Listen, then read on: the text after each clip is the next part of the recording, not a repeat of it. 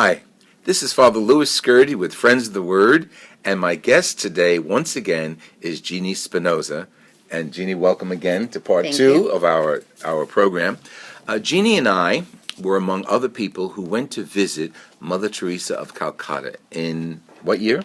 1978. 1978. And I stayed at DePaul until 1979, and then I went to William Patterson, and that was my whole ministry, those two ministries. And we had a wonderful, wonderful experience, a blessed experience.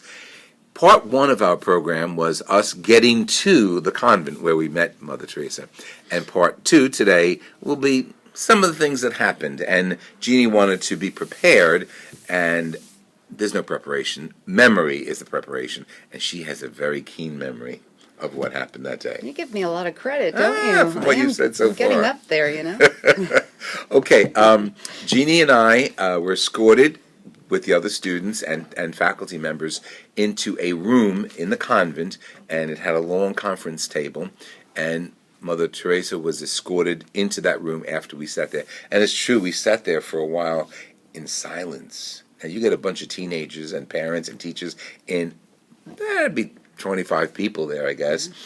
And we were all... You didn't hear a pin drop. No. No. First of all, we're in the convent, so that's always nuns' territory. But it was Mother Teresa's convent, so ooh. But it was just the unknown. It was the unknown of not knowing what was going to happen, what the rules were, what they weren't, how...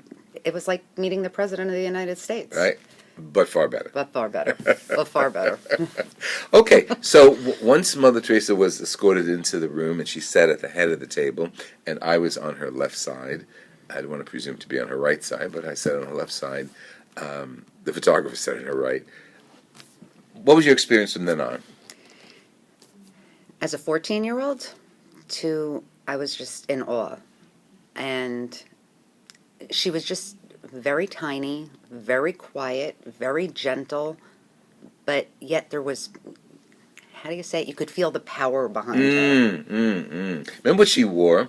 She had the habit. She had her sari. Right. And over that she had a worn sweater. She didn't have the sweater when she came in, though. Oh, really? No. Oh, good memory. See, I do remember. Yes. But no, probably a third of the way, midway through, she got cold, and she actually signaled someone to get her sweater, which our interview stopped. Right. Until they brought the sweater in. And That's true. We didn't video it. We taped it on a cassette. Cassette tape. And we used that later on back at the school. Because I think they only gave us a couple minutes to shoot pictures of her.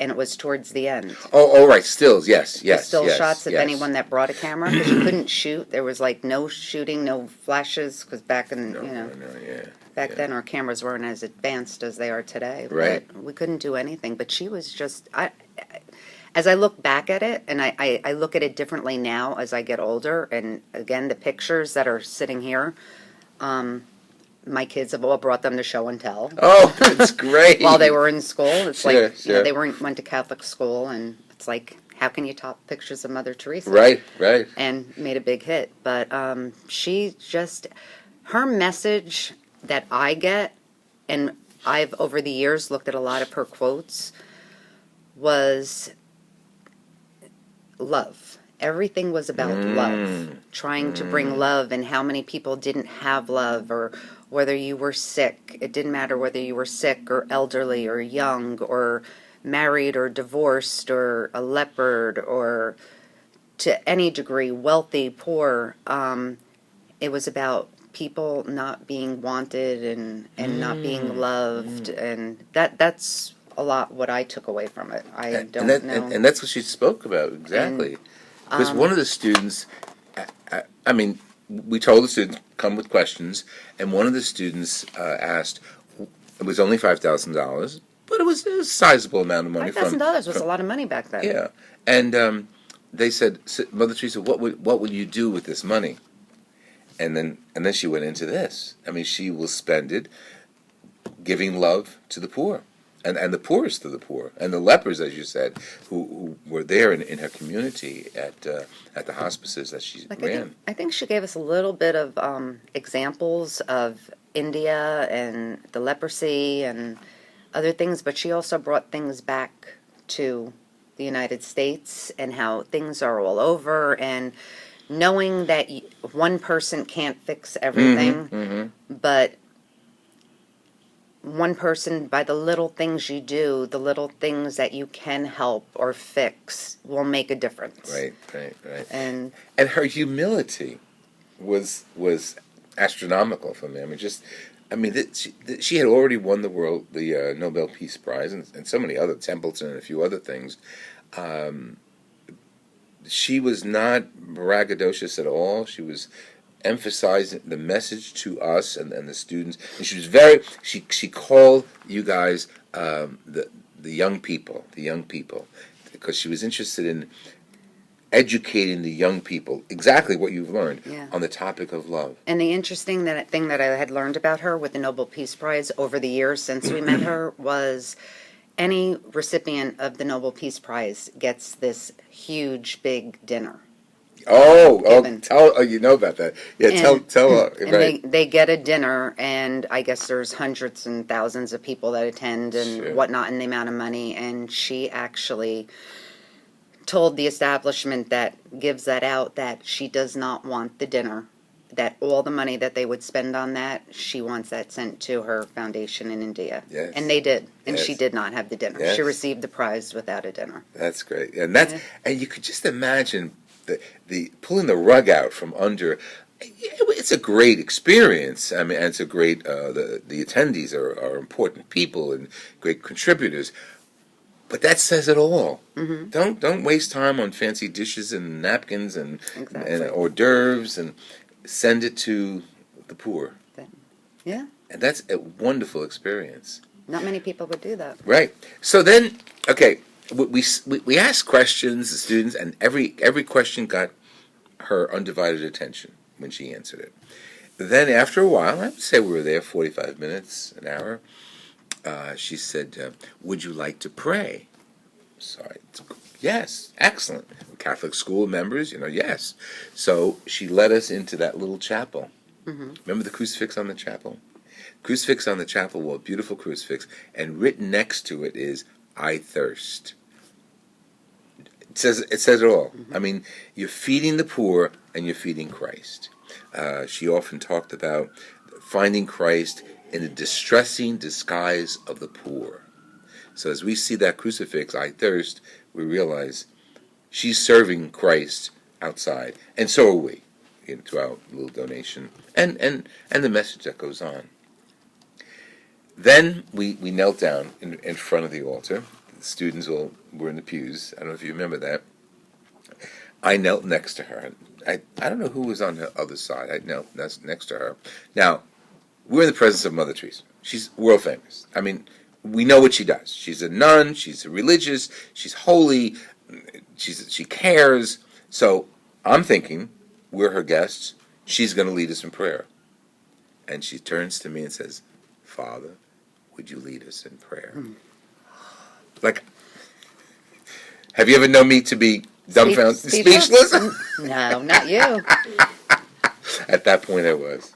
So we said a few prayers, Lord's Prayer, and she prayed with us, and it was a great experience, even there, being in the presence of it. She doesn't take the lead like she does, but she doesn't. She allows people to lead and to do and to help and to expedite what they want to help. It was great. So then we go, it's over. Okay, do you remember any other things before we go to the front door? No. Do you remember leaving?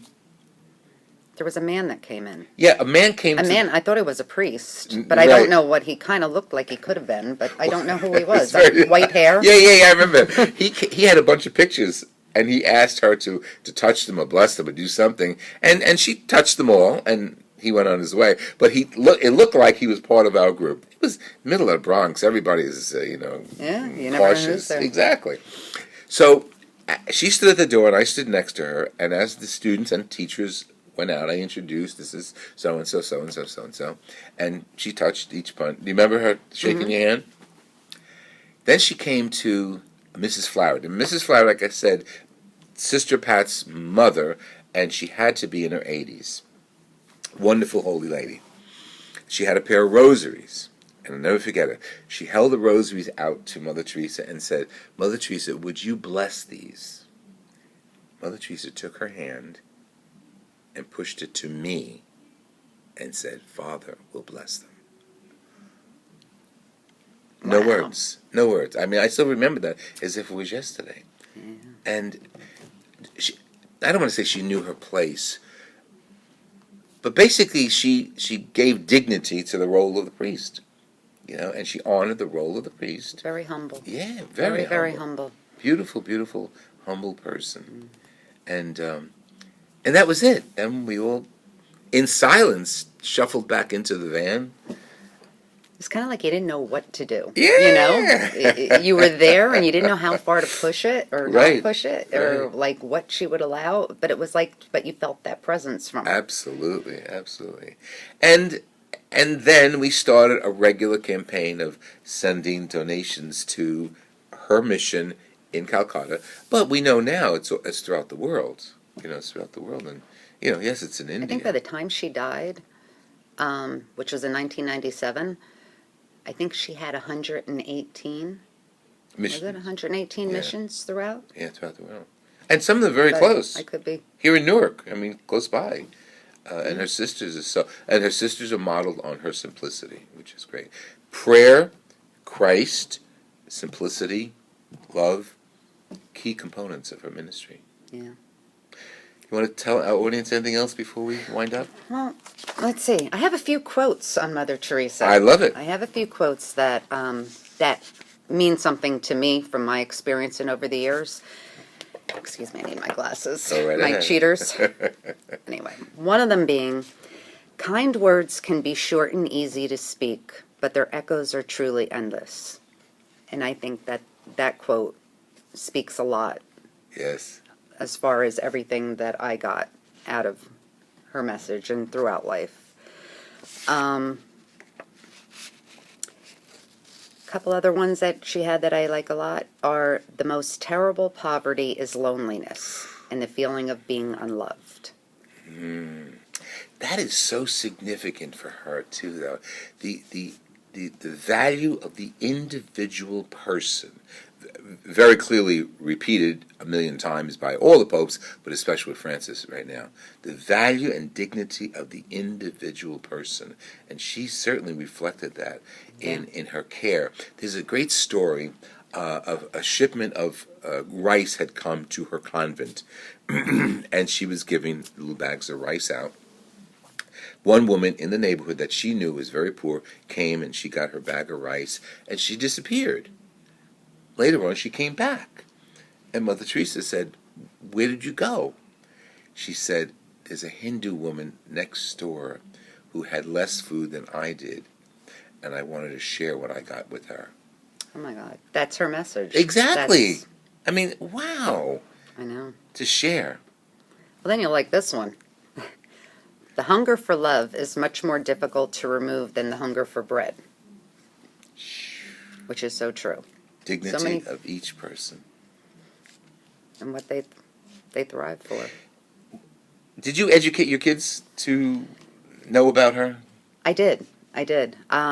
Actually, like I said, when you talk to them when they're in grade school, they're just like, okay, like, all right, Mother Teresa, but they don't think of, and I guess until you, like, you can read and all that, but the meeting of her, it's just, there's nothing that can compare to it. You don't even know how to describe it. And how old are your children now? My son is 23. God bless him. And my daughter is 18. God bless him. That's great. So Yeah. they're older than you were then when you went to Oh, visit absolutely. her. Yeah. Yeah, but they all brought them in, and this is my mom saw Mother Teresa, and they're like. But now I think it means a little more over the years. But I have a big one to end with, if you want to. Okay, and that's exactly what I want to do. This has been Fr Lou Scurti with Jeannie Spinoza, nay Isaacowski. I taught her, and I didn't teach her. Well, maybe I did indirectly. Her brothers at DePaul High School in Wayne, New Jersey, years ago when I first started my ministry. And we're going to close this segment, the second segment, of Meeting Mother Teresa with a beautiful quote that Jeannie has prepared for us. Thank you.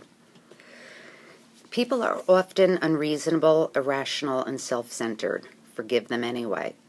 If you are kind, people may accuse you of selfish, ulterior motives. Be kind anyway.